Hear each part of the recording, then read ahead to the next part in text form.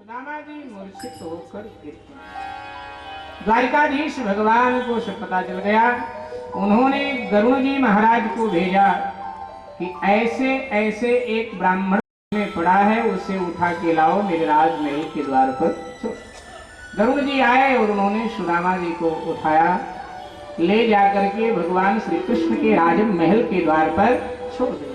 भगवान की घोषणा है कि तू आवे पग 8 तो मैं आऊं कब 7। 8 कदम आगे बढ़ेगा मेरे लिए, मैं 60 कदम बढ़कर तुझे लेने आऊंगा, तेरा स्वागत करने आऊंगा। भगवान का स्वभाव। सुदामा जी अभी बेहोश, थोड़ा दिन ढला, सुदामा जी की बेहोशी दूर हुई। एकदम हड़बड़ा के खड़े हुए तो देखा स्वर्ण की द्वारिका जगमग जगमग चमक रही। द्वारपाल खड़े, द्वारपालों से सुदामा जी ने कहा, भैया हमें द्वारिका जाना है। द्वारिका यहां से कितनी दूर है, ये कौन सा नगर है? द्वारपाल सब हंसने लगे, बोले ब्राह्मण देवता आप द्वारिका में ही खड़े हो, द्वारिकाधीश भगवान का राजमहल है, कहां जाना, किससे मिलना है? सुदामा जी ने कहा ये महल है द्वारिकाधीश का। हाँ, लेकिन द्वारिका तो हमारे गांव से बहुत दूर है, कई दिन लग जाते हैं, मैं तो आज अभी थोड़ी देर पहले चला था, इतनी जल्दी कैसे पहुंचू? द्वारपालों ने कहा इतने जल्दी कैसे पहुंच गए तो आपको पता होगा, हमको नहीं पता, लेकिन ये द्वारिकाधीश का राजमहल है, ये द्वारिका है, ये हम आपको पक्का बता दें। सुदामा जी हैरान, कमाल है, इतनी जल्दी कैसे आ गए? बोले चलो भैया छोड़ो, लेकिन अगर यही द्वारिकाधीश का राजमहल है तो जरा जाकर उनको खबर कर दो कि सुदामा नाम का ब्राह्मण आया है, वो मिलना चाहता है आपसे। द्वारपालों ने सोचा ब्राह्मण है, कुछ मांगने आया, गरीब लग रहा है। द्वारपालों ने कहा जो चाहिए यही बता दो, यही आपको मिल जाएगा। भगवान का आदेश है कोई साधु ब्राह्मण द्वार पर आवे, जो मांगे मेरे बिना पूछे उसे वो दे दिया जाए। तो जो मांगोगे वहां भी मिलेगा, और यहाँ मांगोगे यहाँ भी मिलेगा। वहां देर हो सकती है क्योंकि भगवान से मिलने के लिए समय लगेगा आपको। बड़े बड़े राजे महाराजे आते हैं, महीनों कतार में खड़े रहते हैं, तब भी भगवान मिलते, और तुम तो गरीब आदमी, तुम्हें तो न जाने कितना समय लगेगा। इसलिए अच्छा रहेगा यही मांग लो। सुदामा जी ने कहा भैया वेशभूषा से जरूर मैं भिखारी लग रहा हूं, लेकिन मैं भिखारी नहीं हूं, मैं ब्राह्मण हूं, मैं मांगने नहीं मिलने आया हूं। मांगना नहीं, मिलना है। काहे को मिलना है अगर मांगना नहीं तो कहने लगे सुदामा जी कृष्ण हमारे मित्र हैं और मित्र के नाते मिलने आया हूं। द्वारपाल और हंसने लगे, बोले आपको बहाना बनाना बढ़िया बढ़िया आता है, तुमसे और कृष्ण मित्रता करेंगे? हमने तो ना सुना महाराज आज तक कि एक गरीब से और एक राजा मित्रता करे, एक धनवान व्यक्ति मित्रता करे। अरे गरीब की गरीब से और धनवान की धनवान से मित्रता होती है भी है। आज तक इतिहास में ऐसा नहीं देखा गया, केवल राम और कृष्ण को छोड़कर बाकी ऐसा नहीं देखा गया जिसने गरीब से मित्रता की। और इनने गरीब से ही मित्रता किया, किसी अमीर से किया। एक बार अकबर ने रहीम से पूछा बड़ा कौन है? संसार में बड़े कौन हुए जब से संसार बना तब से अब तक? तो रहीम जी ने कहा जी 2 लोग। कौन? बोले भगवान राम भगवान कृष्ण, यही 2 बड़े हुए, बाकी सब छोटे। उन्होंने कहा ऐसे कैसे हो सकते? रहीम जी ने कहा अकबर रे शहंशाह, जो गरीब कर हित करे ते रहीम बड़ लो। कहा सुदामा बापुरो कृष्ण मिताई, कहा सुदामा बापुरो कृष्ण मिताई। जो बड़ा वो है जो गरीब का हित करे। क्या सुदामा बेचारा कृष्ण के मित्रता के योग्य था? नहीं था, लेकिन कृष्ण ने सुदामा से मित्रता, राम ने निषाद से, बानरों से मित्रता कर। मित्रता में समानता का व्यवहार हो, छोटा नहीं बड़ा। समानता। रहीमन प्रीति शराहिए मिले हो तरंग दून, ज्यों जर्दी हरदी तजे और तजे सफेदी चून। ध्यान दीजिएगा, बड़े पकड़ की पत्ती, हल्दी और चूना प्रयोग कीजिए। हल्दी पीली है, चूना सफेद है, इन दोनों को मिला दिया जाए तो तीसरा रंग बनता है नारंगी। रहीम जी ने कहा जब मित्रता हो तो हल्दी चूने की तरह, दोनों अपने अपने रंग को छोड़ दें, एक तीसरे रंग में रच बस जाए, एक तीसरे रंग में ढल जाए, यथा कृष्ण सुदामा। वो अमीरी भूल गया और ये गरीबी भूल गया। क्या मित्रता, अद्भुत। तो मेरे भाई बहन, सुदामा जी ने कहा भैया तुम कुछ भी कहो, लेकिन हम ये सत्य कह रहे हैं, द्वारिकाधीश मेरे परम मित्र हैं, तुम्हारा क्या जाता, एक बार जाकर बताओ। अगर वो आते हैं ठीक है, नहीं आएंगे तो मैं अपने गांव चला जाऊंगा, लेकिन मैं मांगने नहीं, मैं मिलने ही आया। बहुत दबाव बनाया, द्वारपाल राज महल में प्रवेश कर गए, जहां भगवान रानियों के मध्य में मधुर चर्चा में बैठे। जाकर जय जयकार किया, महाराज की जय। द्वार पर एक अति अकिंचन गरीब ब्राह्मण खड़ा है, आपसे मिलने की जिद कर रहा है, कुछ ले नहीं रहा है, कहता मुझे कुछ चाहिए नहीं, मैं मिलने आया हूं। अपना संबंध बता रहा है आपसे कि कृष्ण हमारे मित्र हैं। भगवान ने कहा मेरा मित्र? हाँ। नाम क्या बता रहा है? नाम क्या है?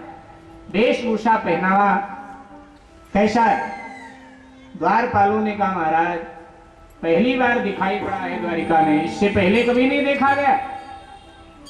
महाराज अति गरीब, सर पे पगड़ी नहीं है, उस समय अनिवार्य रूप से पगड़ी पहनी जाती थी, सर पे पगड़ी नहीं, शरीर पर कोई कपड़ा नहीं, पांव में जूती नहीं, बीमारियां फटी हैं, घाव है, जख्म है पांव, लगता है पैदल चल के आया है, झुर्रियां पड़ी हैं, लाठी के सहारे सहारे डोल रहा है। एक अति मैली कुचैली फटी सी धोती से उसने अपनी लज्जा ढक रखा है। नाम भी बाद में जाके नाम भी अपना वो बता रहा है। क्या नाम? तो द्वारपालों ने अपनी भाषा में कह दिया कि शीश पगाना झगातन में प्रभु जाने को आई बसे के गाना, शीश पगाना झगातन में प्रभु जाने को आई बसे के गाना। अरे धोती लटी सी फटी दुपट्टी और पाया उकाना हकी नहीं कामा, धोती लटी सी लटी दुपट्टी और पाया उकाना हकी नहीं कामा। मारे करोगे जे दुर्बल देखे रहो जब किशोर सुधाया मेरा, मारे करोगे जे दुर्बल देखे रहो जब किशोर सुधाया मेरा। एक उधर दिन गया ले को धाम बतावत अपन नाम सुनाना, उधर दिन गया ले को धाम बतावत अपन नाम सुनाना, बतावत अपन नाम सुनाना, बतावत अपन नाम सुनाना, बतावत अपन नाम सुनाना, बतावत अपन नाम सुनाना।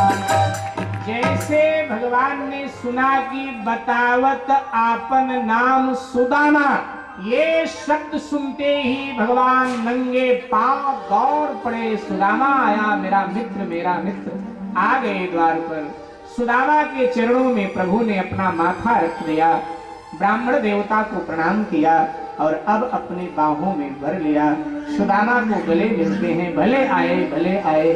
राजसभा में प्रवेश कर गए, राज सिंहासन पर ब्राह्मण देवता को बिठा दिया।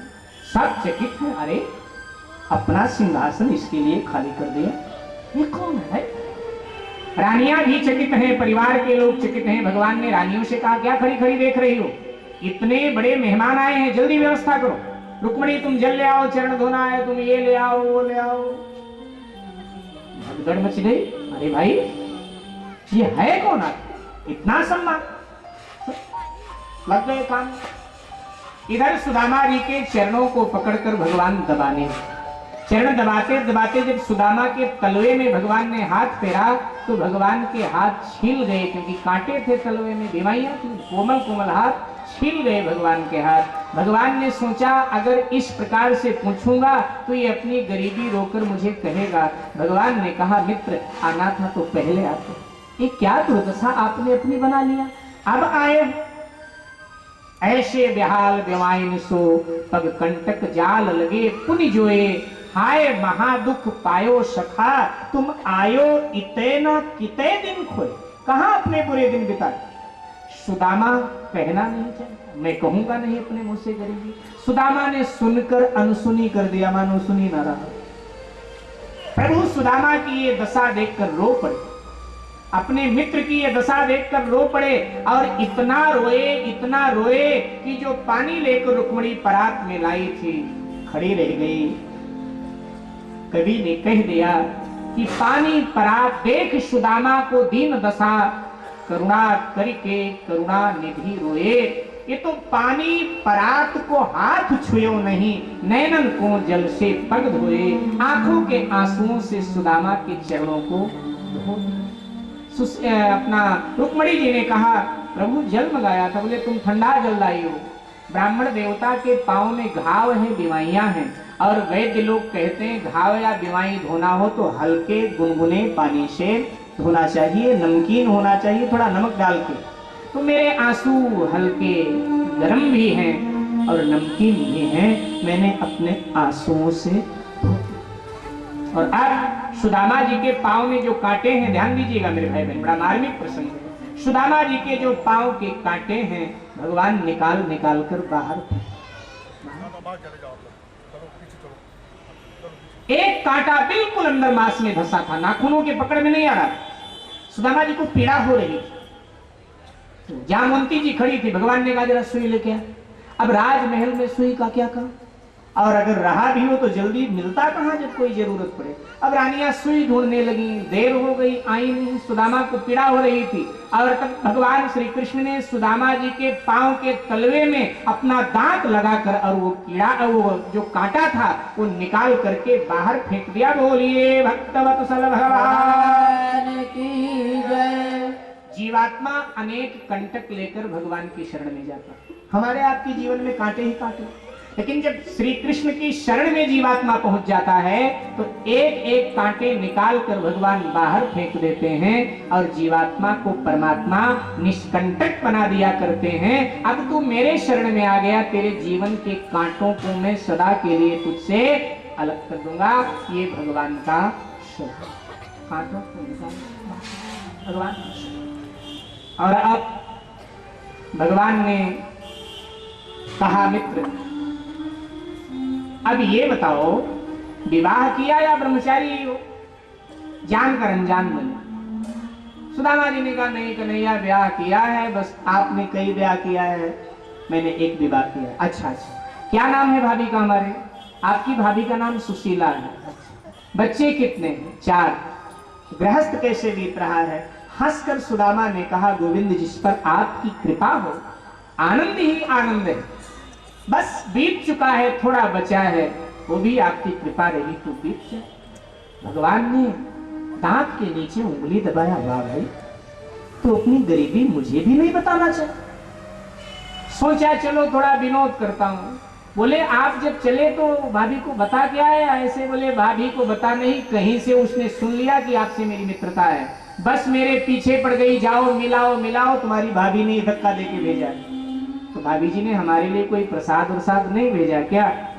अब सुदामा बड़े चक्कर में पड़ गया। वो चावल तो थे उसके पास टूटे से, लेकिन अब राजसभा में सुदामा सोच रहा है कि ये चिथड़े कपड़े में बंधे टूटे चावल भगवान को दूं, कहीं ठाकुर का अपमान न हो जाए मेरी वजह से। कभी नहीं प्रेमी चाहता मेरी वजह से प्रियतम का अपमान हो, और अगर ऐसा चाहता है तो फिर वो प्रेमी नहीं है। इसीलिए सुदामा जी ने बात बदल दिया कि इसकी मेरी तो घर की बात है, जब कभी अकेले में मिलेगा धीरे से पकड़ा दूंगा, लेकिन यहाँ देना ठीक नहीं, कहीं इसका अपमान ना हो जाए। कैसे कैसे लोग चले आते हैं, इसलिए सुदामा जी ने बात बदल दिया।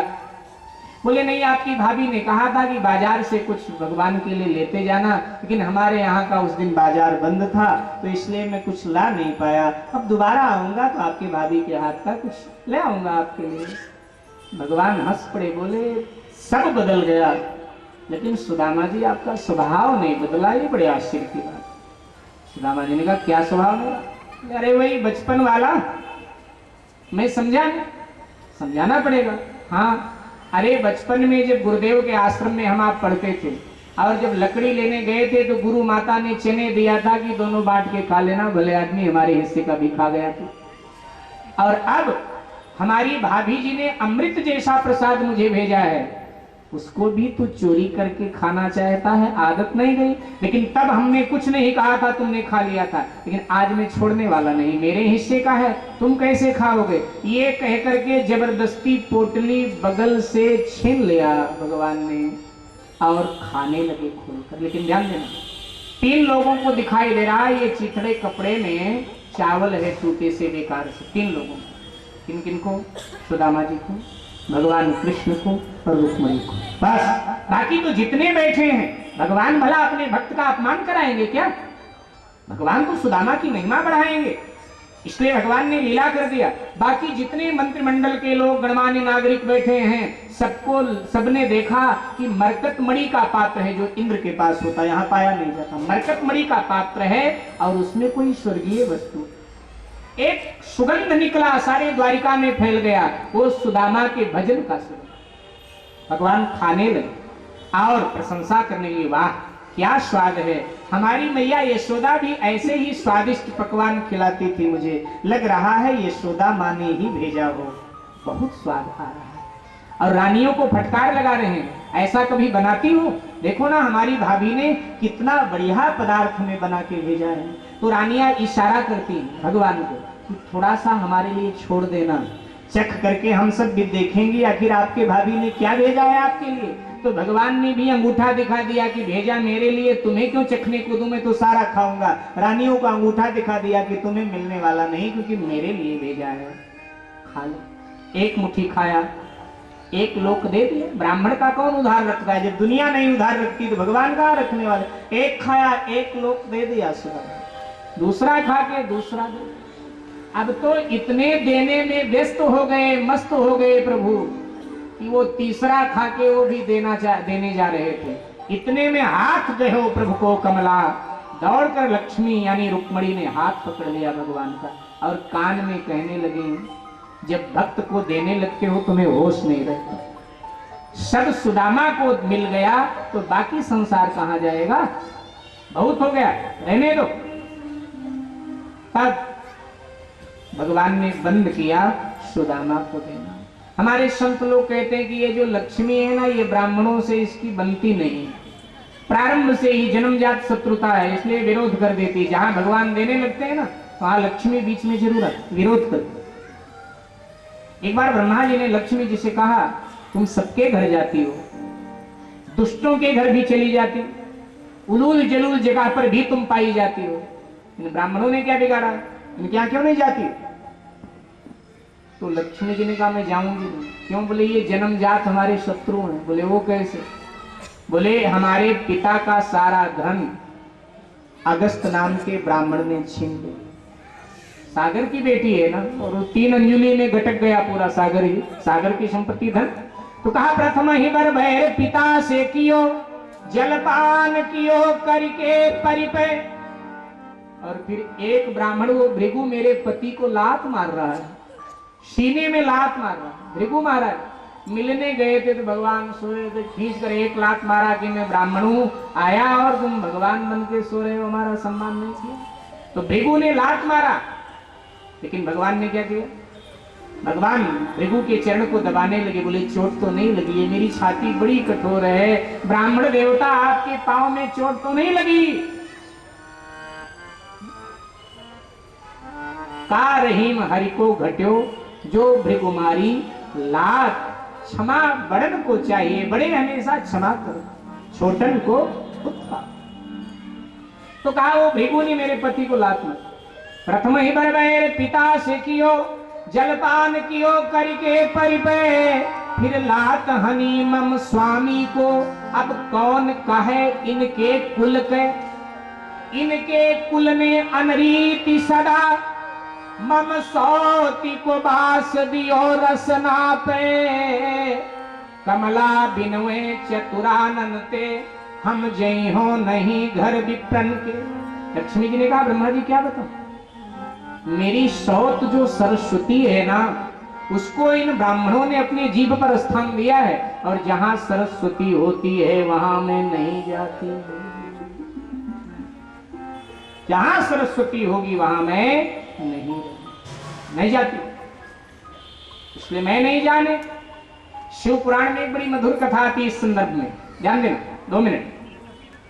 रुक्मणी जी ने कहा भगवान से कि भाई आज मेरा मन कर रहा है ना किसी ब्राह्मण को भोजन कराएं, आप ज्ञानी ब्राह्मण हो, कोई